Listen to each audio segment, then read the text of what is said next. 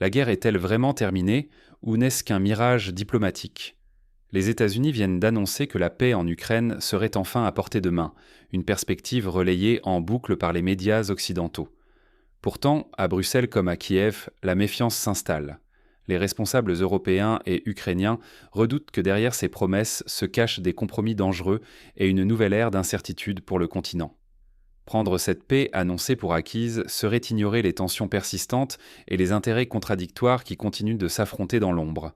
Une telle illusion pourrait coûter cher, car le réveil pourrait être brutal si la réalité s'avère moins stable que les discours officiels ne le laissent croire. Sommes-nous à l'aube d'un vrai changement ou assistons-nous à une mise en scène destinée à rassurer, quitte à sacrifier la sécurité et l'influence de tout un continent? Derrière les sourires affichés, les tractations se multiplient à huis clos.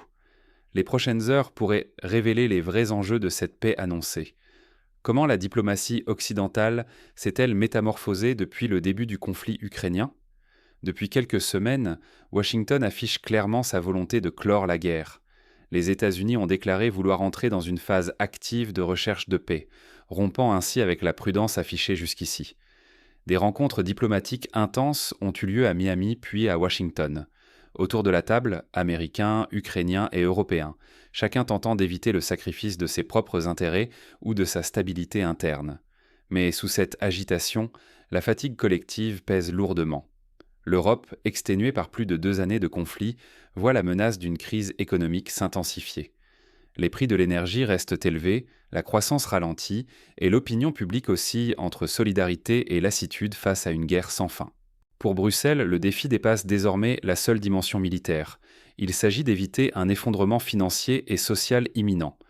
L'usure du conflit fragilise les gouvernements et alimente des divisions internes qui affaiblissent la voix commune de l'Union européenne. Malgré les signaux d'ouverture, les dernières négociations n'ont abouti à aucune avancée concrète. Les lignes restent figées, revendications territoriales, contrôle des ressources, sécurité de long terme divisent toujours les partis. Les annonces américaines n'ont encore produit aucun compromis solide. Dans ce climat, toute inflexion stratégique risque d'isoler dangereusement des acteurs comme l'Ukraine.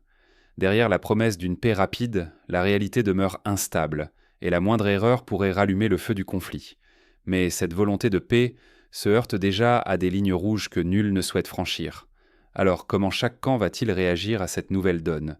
Derrière les portes closes, des stratégies s'affûtent, prêtes à bouleverser l'équilibre fragile du continent. La paix, mais à quel prix? Les négociations s'enlisent entre Kiev et Moscou, chaque camp campant sur ses lignes rouges intransigeantes. Le général Syrski, à la tête de l'armée ukrainienne, l'affirme sans détour, pas un centimètre carré du territoire ne sera abandonné. Toute proposition impliquant la moindre concession territoriale est rejetée.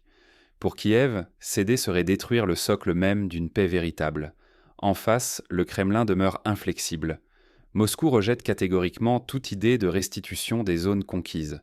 Pour les dirigeants russes, restituer la moindre parcelle serait une humiliation stratégique et politique, aussi bien sur la scène internationale qu'auprès de leur propre population. Mais pour l'Ukraine, l'enjeu dépasse ses frontières. La présidence martèle que la sécurité de toute l'Europe est en jeu. Renoncer au moindre territoire ouvrirait une brèche dans la défense collective du continent, un risque que Zelensky et ses alliés jugent inacceptable. Dans ce bras de fer, la dépendance de Kiev à l'aide occidentale devient une faiblesse évidente. Les fonds et l'appui logistique venus de l'Ouest sont vitaux, mais l'incertitude politique à Bruxelles, les divisions internes et le blocage de certains États rendent l'avenir incertain. L'aide tarde à arriver, accroissant la menace d'un effondrement du front ukrainien. À ce stade, toute concession mal interprétée pourrait non seulement affaiblir la sécurité européenne, mais aussi ruiner la légitimité des dirigeants à Kiev comme à Bruxelles. Les populations, épuisées par la guerre et l'instabilité, pourraient en vite perdre confiance si la paix ressemble à une capitulation. Dans ce climat de méfiance, la diplomatie tourne en rond. Les discussions se succèdent, mais ni compromis ni percée n'apparaissent à l'horizon. Alors que l'impasse persiste, une nouvelle donne bouleverse soudain la scène internationale. Washington annonce un changement radical de stratégie. L'Europe doit désormais réagir sans filet américain. L'Europe peut-elle vraiment garantir une paix durable ou ses failles internes risquent-elles de tout faire basculer? La récente décision de la Hongrie de bloquer le financement européen à destination de l'Ukraine expose au grand jour des fractures inquiétantes au sein de l'Union européenne. Budapest a refusé d'appuyer le mécanisme alternatif, laissant Kiev dans une impasse de plus en plus dangereuse. Pour l'Ukraine, la dépendance à l'aide extérieure se creuse chaque semaine. Sans accord rapide entre les capitales européennes, le gouvernement ukrainien pourrait manquer de fonds cruciaux pour payer ses fonctionnaires, soutenir l'effort militaire et maintenir les infrastructures vitales. À Bruxelles, chaque alternative se heurte à des murs. Obstacles juridiques, intérêts divergents, lassitude des opinions publiques. Faut-il utiliser les avoirs russes gelés? La légalité de cette mesure fait l'objet de débats acharnés et de procédures interminables. Faute de consensus, l'Union européenne envisage désormais un geste extrême, interdire toutes les exportations maritimes de pétrole russe. Cette décision, inédite, vise à frapper Moscou au portefeuille, mais pourrait aussi déstabiliser les marchés mondiaux de l'énergie et alourdir la facture des ménages européens. Le pari est risqué, un échec du financement européen pourrait entraîner un effondrement soudain de l'Ukraine, tandis que l'Europe affronterait une crise énergétique et politique inédite depuis des décennies. La solidarité européenne semble plus fragile que jamais. Pourtant, au milieu de ces tensions, d'autres voix commencent à s'élever, y compris parmi les plus grands acteurs économiques mondiaux. De nouvelles initiatives émergent, remettant en cause l'équilibre des forces établies. Les prochains jours pourraient avoir l'apparition de solutions inattendues ou d'escalades dramatiques. Peut-on encore se fier au discours officiel? Malgré des promesses répétées d'une paix toute proche, le doute s'installe. Les messages contradictoires et les réactions imprévues nourrissent une tension inédite, perceptible jusque dans les couloirs du pouvoir. Elon Musk, figure centrale de la technologie mondiale, a récemment attaqué frontalement l'Union européenne. Selon lui, Bruxelles accumule les freins à l'innovation, menaçant la compétitivité de tout le continent.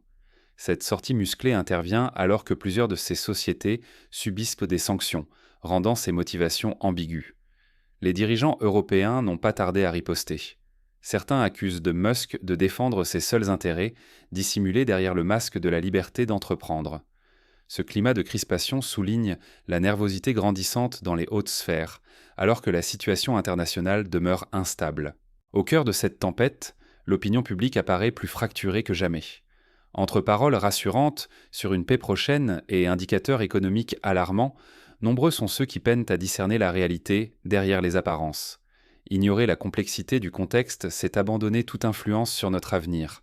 C'est courir le risque de subir des choix décidés loin des regards, sans en mesurer les conséquences. À mesure que les négociations s'intensifient, chaque déclaration publique est scrutée, disséquée.